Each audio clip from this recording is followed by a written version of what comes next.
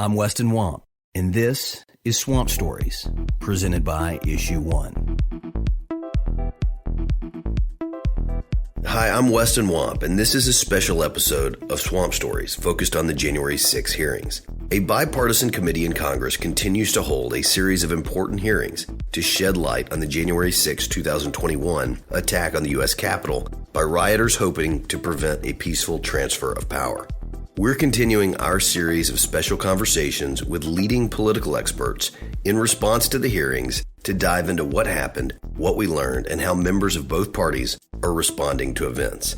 Today, I'm speaking to former Wisconsin Republican Congressman Reid Ribble.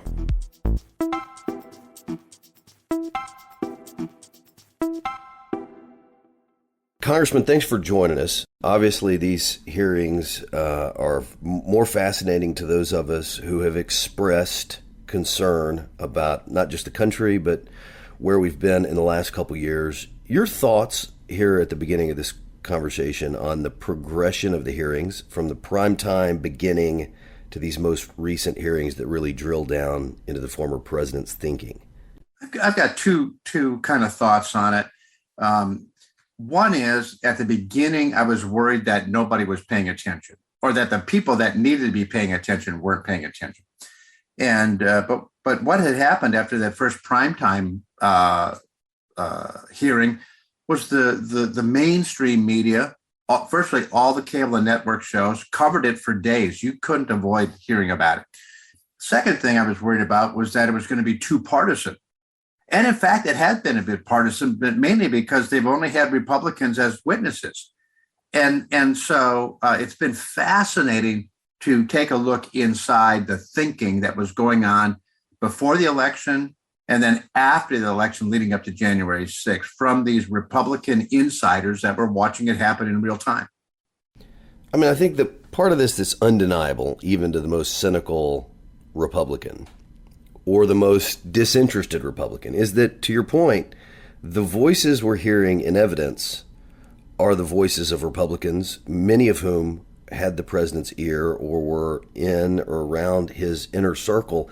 I suppose that's a part of this that I didn't quite expect, was that so much of the content was going to be people who were within the Trump White House or adjacent to it.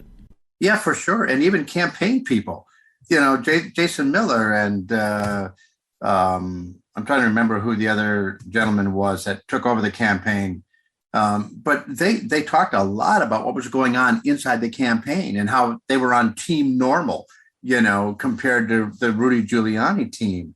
It was absolutely fascinating. And I was particularly interested in seeing what Attorney General Bill Barr said, because he certainly had been on Team Trump for the entire 2 years that he was at DOJ. And then he just called it right out, saying, listen, we looked at this and there's just no there. I feel like we saw the institutionalist, the George H.W. Bush Bill Barr, come out in a hurry, right? When Trump went from an entertaining figure to one who was trying to undermine our core institutions. Correct. Yeah, we saw the old Bill Barr, in my opinion, the one that was more of a straight shooter. Hey, here's what's going on. And I mean, his language saying that if the president actually believed this, he had lost touch with reality. That's a pretty strong statement to make. And from someone who had a chance to look at all the data. With stakes much, much lower, all of us have been in circumstances in our lives where we ignore this person's advice and that friend's advice, and we're only listening to the people who are telling us what we want to hear. It seems like this John Eastman character was the last person who was telling the president what he wanted to hear.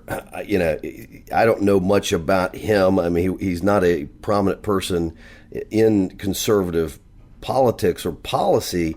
Certainly, in retrospect, we realize he played a kind of a harrowing role. What does it say that he apparently was seeking a pardon as this went down? Yeah, and it wasn't apparently just him.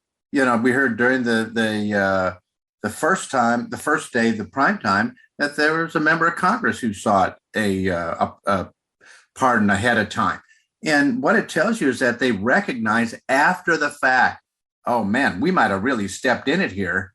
And they started to get fearful if President Biden took over and you had different leadership at DOJ, that there might be some criminal liability, and they wanted to try to circumvent it.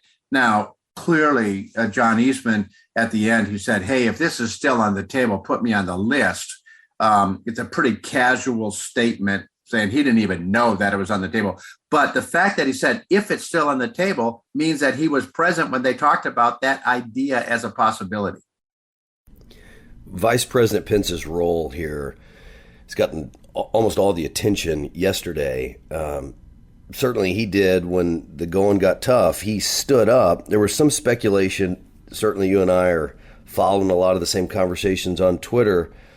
You hate to go there, but it does show the importance of his role. I think potentially also the importance of Vice President Pence speaking up. If Vice President Pence had have tried what the president apparently wanted him to do, what would have happened? I mean, it's easy to speculate that the 250-year experiment in self-government faces certainly it would have been a first there. It would have been a true constitutional crisis, because you're having one person making a decision. I don't like the results, so I'm not going to accept them. I'm sending them back to the states to redo it. And it would have been disastrous. And the riot that we saw at the Capitol, as bad as it was, and it was bad, I think would have been overshadowed by the riots you would have seen in every city across the country when you had 80 million disaffected Americans saying, hold it here, time out.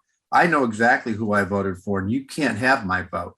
And I think you would have had just real violence just about everywhere. And so Mike Pence clearly was the hero of the day on January 6th, and he was the hero of the hearing yesterday.